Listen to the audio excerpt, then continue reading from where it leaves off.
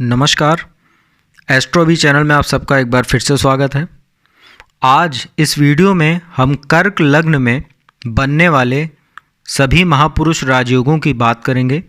साथ ही कुछ दूसरे जो प्रमुख राजयोग हैं उनकी संपूर्ण जानकारी आपको इस वीडियो में दी जाएगी, तो कृपया वीडियो को स्किप मत कीजिएगा, अंत तक देखिएगा। ये वीडियो बहुत ही रोचक और जानकारी से भरी हुई है।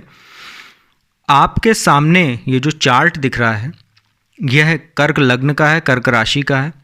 जहाँ 4 नंबर आपको दिख रहा है यहाँ पर, यह कर्क लग्न की कुंडली है। कर्क लग्न में सबसे पहला जो राजयोग है हम उसकी बात करेंगे, वो है रुचक नाम का महापुरुष राजयोग। ये जो 1 नंबर आप देख रहे हैं यह मंगल से निर्मित होता है। और ये कब बनता है? जब यह जो दशम स्थान है कुंडली का, जहाँ पर आपको 1 नंबर दिख रहा है, ये कुंडली का दशम स्थान है। और यहाँ मंगल जब स्वयं की राशि मेष में स्थित होते हैं तो कुंडली में रुचक नाम का महापुरुष राजयोग निर्मित होता है। दशम भाव में बैठा हुआ मंगल बहुत ही प्रभावशाली, बहुत शक्तिशाली होता है, क्योंकि काल पुरुष की कुंडली में यहाँ 10 नंबर की कुंडली बनती है, 10 नंबर मकर राशि होती है और मंगल मकर राशि में उच्च का फल देते हैं। तो दशम भाव में मंगल को दिशा बल भी प्राप्त होता है। यहाँ जब मंगल बैठते हैं तो रुचक नाम का महापुरुष राजयोग निर्मित करते हैं कर्क राशि या कर्क लग्न की कुंडली में। और मंगल जब दशम स्थान में बैठते हैं तो चूंकि मंगल जो है वो पुलिस, सेना, सुरक्षा बल, साहस और शौर्य का प्रतीक है, तो दशम भाव में जब मंगल बैठते हैं मेष राशि में तो ऐसा जातक सेना, पुलिस या दूसरे जो सुरक्षा बल होते हैं उसमें उच्च पद प्राप्त करता है। दशम भाव का मंगल व्यक्ति को नेतृत्व क्षमता प्रदान करता है। यदि उसके कंधे पर कोई बड़ी जिम्मेदारी अगर आ जाती है तो वो उसका नेतृत्व बहुत अच्छे से करता है। दशम भाव राजनीति का भी होता है, तो राजनीति से जुड़े हुए जो भी लोग होते हैं यदि उनकी कुंडली में रुचक नाम का महापुरुष राजयोग होता है, ऐसे लोग अपने दल का, अपने पार्टी का जो उसमें जिम्मेदारियां उनको मिलती हैं उनको बहुत अच्छे से वहन करते हैं और बहुत ही अच्छा नेतृत्व करते हैं। ऐसे जातक बेहद अच्छे नेता के तौर पे उभरते हैं, जन नेता के तौर पे। तो ये जो जानकारी आपको मैंने दी, सबसे पहले रुचक नाम के महापुरुष राजयोग की जानकारी दी। अब हम दूसरे राजयोग की बात करते हैं जो कुंडली में बृहस्पति से बनता है। बृहस्पति से जब भी कुंडली में बृहस्पति देव लग्न में विराजमान होते हैं, जहाँ 4 नंबर आपको दिख रहा है, कुंडली का प्रथम भाव है, लग्न बोलते हैं इसको। और बृहस्पति जब यहाँ विराजमान होते हैं अपनी स्वयं की राशि में, माफ़ कीजिएगा ये उनकी उच्च राशि है, और जब लग्न में बैठते हैं कर्क राशि में उच्च का फल देते हैं, तो यहाँ बैठ के वो हंस नाम का महापुरुष राजयोग निर्मित करते हैं। क्योंकि ये लग्न का जो स्थान है ये केंद्र स्थान होता है, त्रिकोण भी होता है, परंतु महापुरुष राजयोग जो होते हैं वो इन्हीं केंद्र स्थान में बनते हैं, पहले, चतुर्थ, सप्तम और दशम में। तो यहाँ बृहस्पति जब कर्क राशि में बैठते हैं तो उच्च के हो जाते हैं वो, और हंस नाम का महापुरुष राजयोग निर्मित करते हैं। लग्न में देवगुरु बृहस्पति को काफ़ी दिग्बली माना जाता है। एक तो लग्न में जब वो बैठते हैं ऐसा व्यक्ति काफ़ी आकर्षक होता है, उसको समाज में मान सम्मान और प्रतिष्ठा मिलती है, उसका स्वास्थ्य अच्छा होता है, ऐसा व्यक्ति काफ़ी, उसके जो विचार होते हैं बहुत शुद्ध होते हैं, ऐसा व्यक्ति भद्र पुरुष की श्रेणी में आता है, समाज में काफ़ी उसको आगे जाकर मान सम्मान मिलता है, उस शिक्षा में उच्च स्थान प्राप्त करता है, वो जो है लोगों को पथ प्रदर्शक के रूप में, अच्छे रास्ते दिखाने के रूप में ऐसा व्यक्ति जाना जाता है। और यहाँ जब बृहस्पति बैठते हैं उच्च राशि में तो उनकी पंचम दृष्टि 5वें भाव पर पड़ती है, ये बुद्धि का घर होता है। तो ऐसे जातकों की बुद्धि काफ़ी अच्छी होती है, उनके विचार शुद्ध होते हैं, वो दूसरों को भी अच्छा रास्ता दिखाने का कार्य करते हैं। और यहाँ बैठे बृहस्पति जब नवम दृष्टि से इसको देखते हैं, नवम भाव को, यह भी उनकी स्वयं की राशि मीन राशि, यह भाग्य का और धर्म कर्म का स्थान होता है। तो लग्न में बैठे उच्च बृहस्पति व्यक्ति को धार्मिक और धर्म कर्म से जोड़ने वाला बनाते हैं। तो देवगुरु बृहस्पति का यह दूसरा राजयोग होता है कर्क लग्न की कुंडली में, हंस नाम का महापुरुष राजयोग, जब लग्न में बृहस्पति स्वयं की राशि में बैठते हैं। अब हम तीसरे राजयोग की बात करते हैं, वो शुक्र से बनता है, उसको हम बोलते हैं मालव्य नाम का महापुरुष राजयोग। अब ये कैसे बनता है? शुक्र जो होते हैं, जब वो कुंडली के चतुर्थ भाव में स्वयं की तुला राशि में स्थित होते हैं, यह कुंडली का चतुर्थ स्थान है। यहाँ शुक्र जो है जब स्थित होते हैं, यह चतुर्थ भाव भौतिक सुख साधन का घर होता है। भूमि, भवन, वाहन और जितने भी भौतिक सुख साधन हैं उनकी प्राप्ति कराता है ये भाव।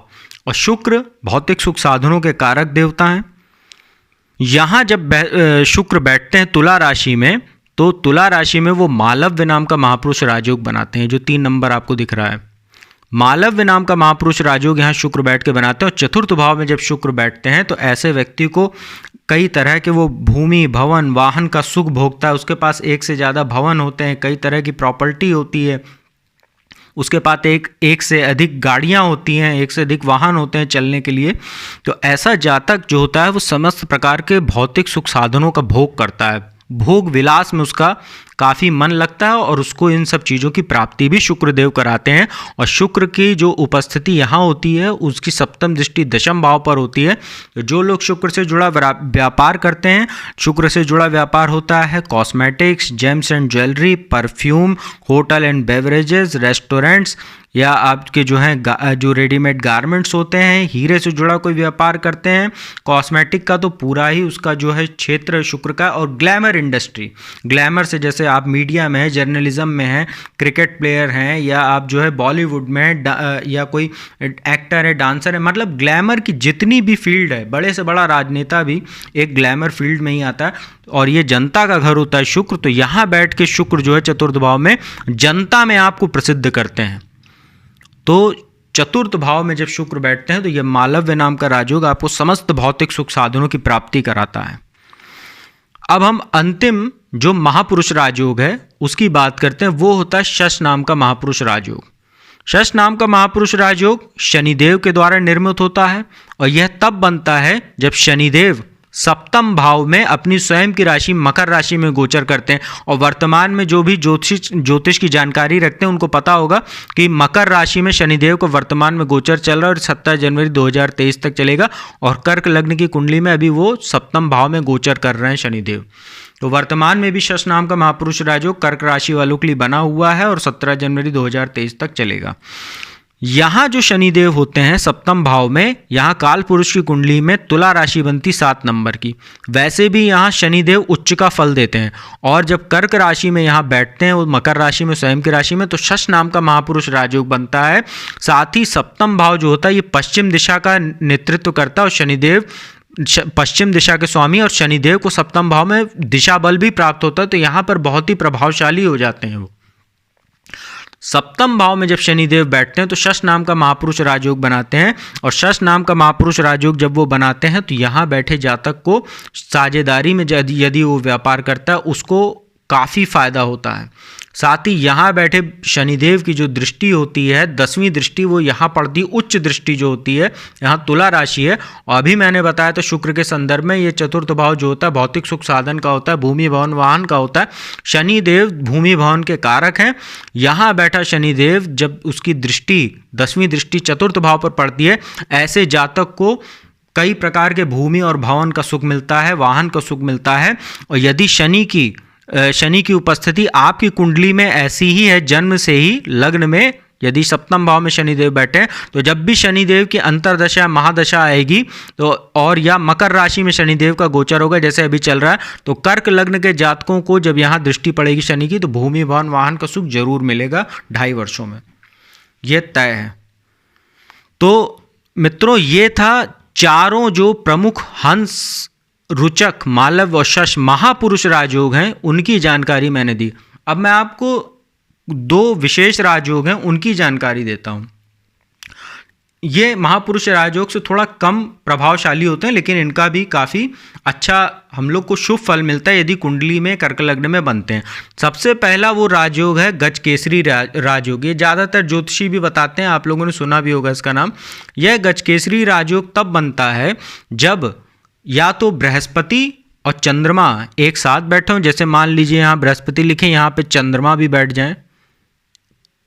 जब चंद्रमा यहाँ बैठ जाएंगे तो साथ में बृहस्पति और चंद्रमा की जो युति होती है इसको हम गजकेसरी योग बोलते हैं। परंतु यह योग तब भी बनता है जब बृहस्पति से चंद्रमा या तो साथ में होंगे तो बनेगा ही, लेकिन यदि चंद्रमा चतुर्थ, सप्तम या दशम में गोचर करें केंद्र भाव में, मतलब बृहस्पति से चंद्रमा चतुर्थ में हो या चौथे भाव में हो या सप्तम भाव में हो, दशम भाव में हो, तब भी यह योग बनता। और बृहस्पति और चंद्रमा का जो राजयोग होता है, गजकेसरी राजयोग, यह व्यक्ति को उच्च विचार वाला, उच्च शिक्षित, समाज में मान सम्मान दिलाने वाला, भौतिक सुख साधनों की प्राप्ति कराने वाला यह योग होता है, जो बहुत ही शुभ होता है और कहीं ना कहीं हंस राजयोग के समान ही प्रभावशाली होता है। अब एक जो आखिरी विशेष राजयोग है उसकी मैं आपको जानकारी दे देता हूं, जो मंगल से बनता है। यह है कुल दीपक राजयोग। कुल दीपक राजयोग कैसे बनता है इसकी जानकारी अब मैं आपको देता हूं।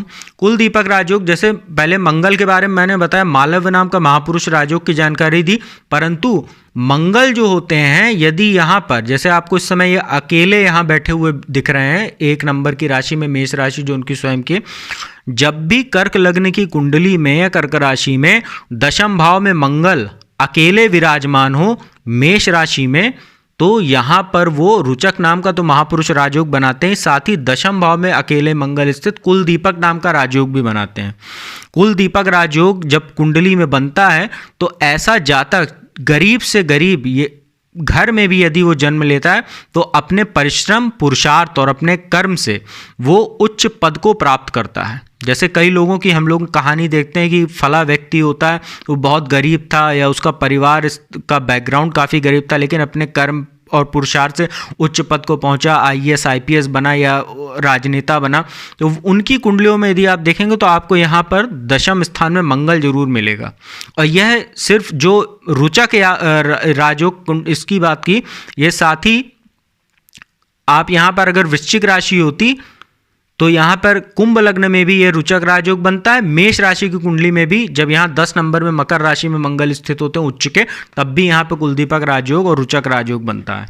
तो रुचक राजयोग और जो आपका जो मालव्य नाम का महापुरुष राजयोग है, ये 3 कुंडलियों में बनता है। मेष में बनता है, कुंभ लग्न में बनता है और वृश्चिक लग्न में बनता है। माफ कीजिएगा, मेष में बनता है और मकर में बनता है।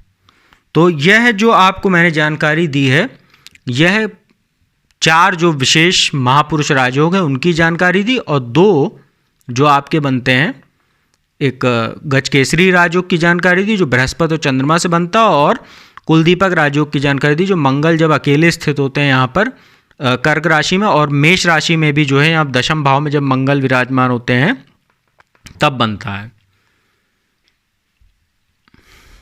तो यह थी कर्क लग्न में बनने वाले महापुरुष राजयोग और दूसरे जो 2 प्रभावशाली राजयोग हैं उनकी संपूर्ण जानकारी।